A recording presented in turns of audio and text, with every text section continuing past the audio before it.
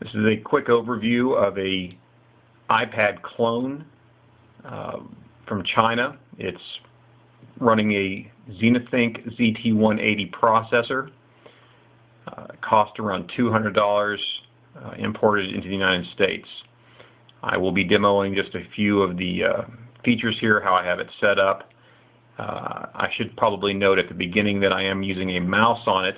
It is just merely a cheap Dell USB mouse plugged into the port over here, but it works very, very well. However, it will not work in the other mode. Right now it's in horizontal mode. If you put it in the landscape mode, if that's correct, whatever, when you have the thing sitting tall ways, the mouse will not rotate. It'll throw you off, so you have to kind of use the mouse at this angle. I would recommend that folks add the power control widget up here at the top. This lets you do things like turn on and off the Wi-Fi pretty easy. Adjust the brightness. That's the low setting just for the video here. Some other things you may want to consider doing is installing some application installation things like this. This is APK-TOR, and this will take forever to load probably because it's downloading new distributions, but these are alternative marketplaces. This is a little bit easier to use in some ways than SlideMe, because SlideMe doesn't really give full access to a lot of programs. These are open source repositories basically, and so there's a ton of files in there. You can see right here I only have like 2 or 3 repositories listed. I'm going to scroll through them. I'm using the mouse wheel to scroll just as an example. It's like I mentioned earlier, it's much easier than using your finger on this thing. But there's just a ton of stuff available here. Unfortunately, you can't go. Oh, I haven't figured out how to go back using a mouse. I still have to touch the screen. Also, you can see that sliding with the mouse works very, very well. It's fast. It's much faster than using your finger. This is a Mixing music player. This is a widget you can add here. It may or may not slow down your system because it does load in memory as it's working, but let's kind of demo it a little bit. I just double clicked it just to give you an idea of how it operates. And I'll go back with it.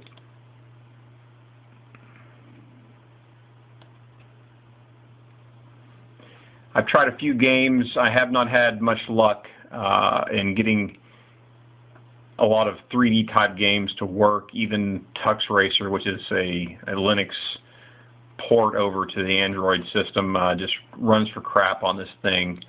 Some basic board games like backgammon work pretty well. And with a mouse, it makes it very easy to deal with. If you go to the Aptoid or the other markets that I showed a minute ago, actually this game you have to back out with a menu. So let me exit. Yeah, well, I started Pac-Man, so we're going to look at Pac-Man real quick. Pac-Man runs, unfortunately, as you can see here at the full screen, it looks like it's going to play, but I'll rotate the device up to this mode, and it looks like it'll give you a full screen game. And it does play, and it plays pretty well, but it's small.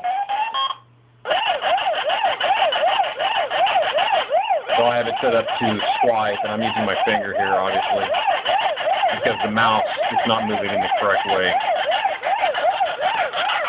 So this is very annoying. Let me turn that off. I can put up with it. And we will abandon game. Yes, we're positive.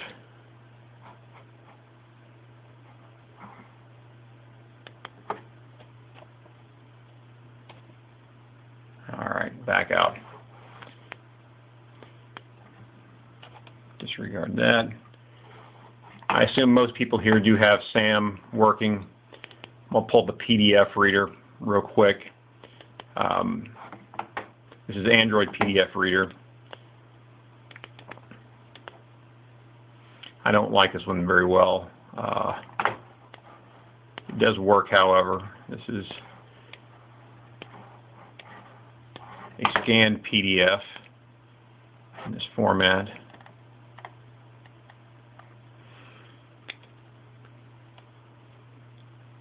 Looks better in the other mode. Videos play very well. There's other YouTube videos demonstrating the device and its capabilities to do that. You can grab Home Switcher, and I tried the Helix launchers, and that ended up crashing on me. It would work for a while, ended up crashing. Home works fairly well. And if you're new to Android, you may just not be familiar. These are different desktops, basically.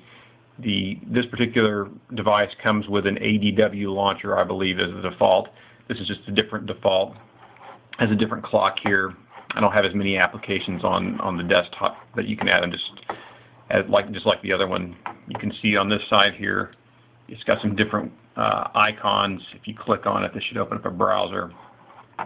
Well, it's not set. This one's not set right now. And I can't remember if I think you can, no. There is a way to set it. Okay. You can map it to one of them right there. And so it'll pull up. Skyfire is my favorite browser for the Android system. Let's back out. I'm recording this video on an HTC Evo Android device, and exit. I'll go back. I'll show you the other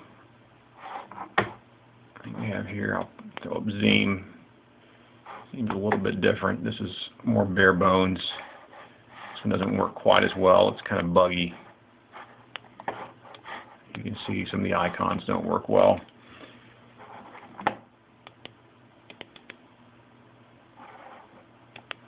I'm going to make sure ADW is launched. And if you haven't grabbed Laptua yet, I highly recommend it. This is sort of like Kindle software, and it works very well. It automatically has repositories for public domain books. Actually, this was set up earlier to be in this other mode, this landscape mode. I have it set for night reading, but you can change it like that to day, back and forth. And let me see if I can change the rotation real quick. It should. I thought it auto-rotated. It might not. I might have to turn it.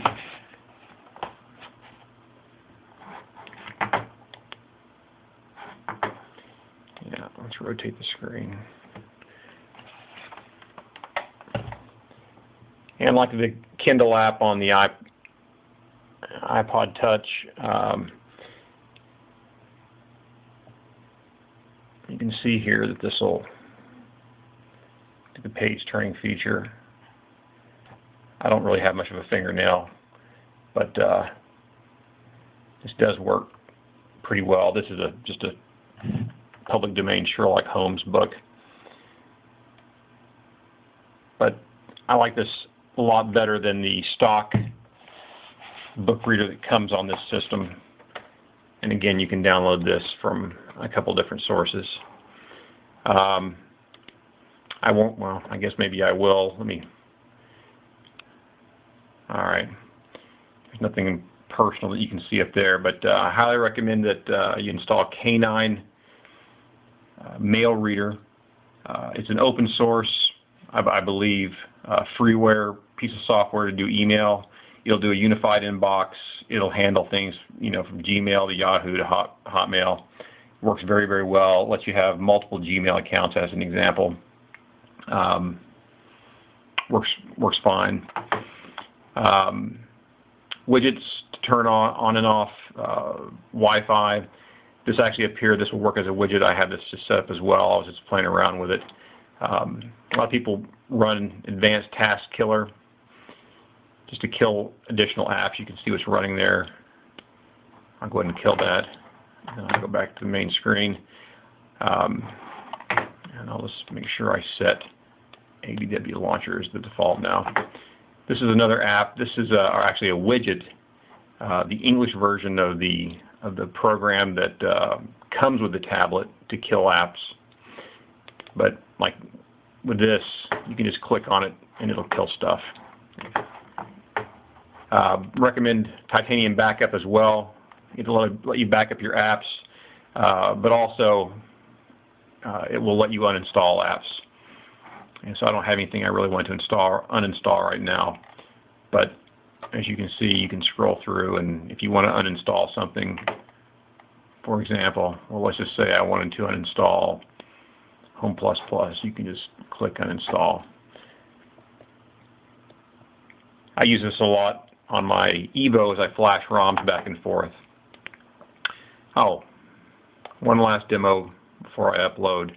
This is the Android comic viewer, which you can download through SlideMe or a few other sources. And let me turn this. It looks a lot better in the other mode.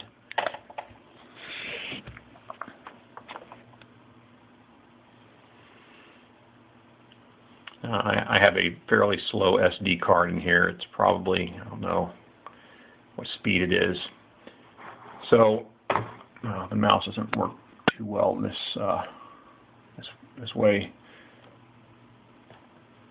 And my fingernail isn't that good, but this is a nice comic book viewer, and you can download comics through a lot of torrent sites and whatnot.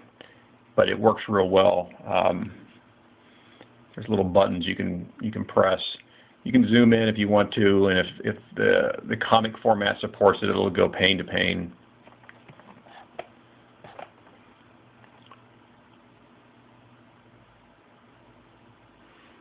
Anyway, it's a nice little program, and it looks really good on this particular tablet. So that really is it. Just a quick demonstration of some features of the tablet. For $200, it's not bad. It's a solid little tablet. It's more like a toy. It does not really compare to an iPad in the sense that it's mostly plastic. The iPad definitely feels very well built. A lot of solid fit and finish. This particular pad feels, I don't know, I've heard it described in one of the forums as feeling like a toy. It's really not, doesn't feel like a toy, but you definitely get the sense that it's not going to last forever. But for watching movies in bed, it does that very well. And for $200, if you've got the money, it might be worth the expense to you. It has limited capabilities, though. I don't know if you'll be able to see it on the camera or not, but off-center, the readability or the visibility of the screen goes way down. It's probably looking a little bit better on camera than it does in person, but if you go off angle with this thing, it just does not work very well.